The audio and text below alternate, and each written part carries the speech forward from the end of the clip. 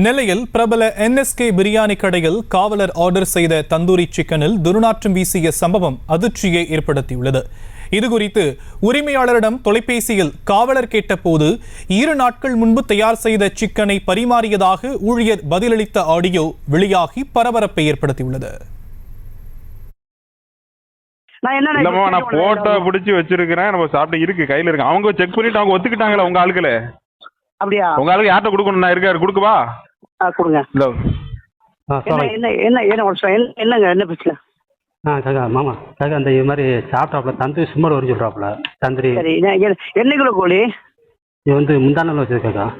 முந்தானல் கோழி எப்படி நீங்கள் வைக்கலாம்? நீங்கள் முந்தானல் கோழி நீங்கள் எப்படிங்க வைக்கலாம்? நீங்கள் அவர் என்ன பஞ்சாயத்து பண்ணுற பாருங்க.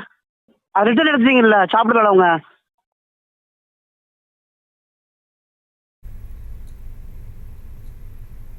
இது பற்றிய மேலும் விவரங்களை எம்முடைய செய்தியாளர் ராஜா வழங்கலாம், கேட்கலாம். ராஜா, என்ன நடந்தது?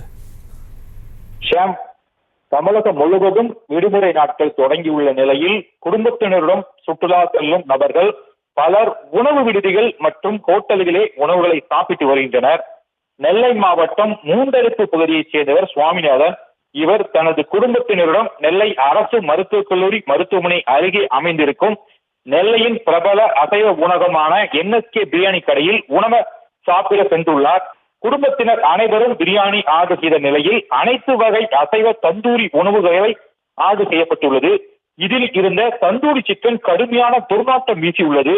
இது தொடர்பாக கடை ஊழியரிடம் உணவு ஆர்டர் செய்த நபர்கள் கேட்டபோது தவறுதலாக வந்துவிட்டது, இதனை நாங்கள் திருப்பி எடுத்துக் கொள்கிறோம், பணம் செலுத்த வேண்டாம் என தெரிவித்துள்ளனர்.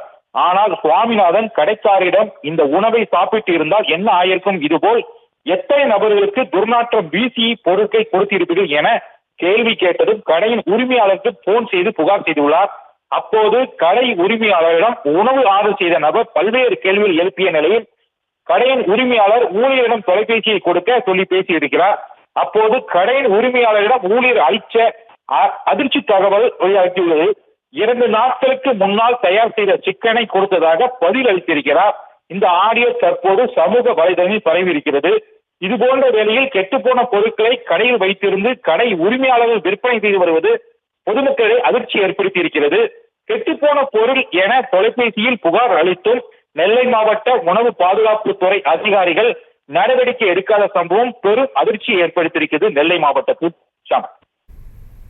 விவரங்களுக்கு நன்றி ராஜா. செய்திகளை உடனுக்குடனும் துல்லியமாகவும் தெரிந்து கொள்ள சப்ஸ்கிரைப் பண்ணுங்க.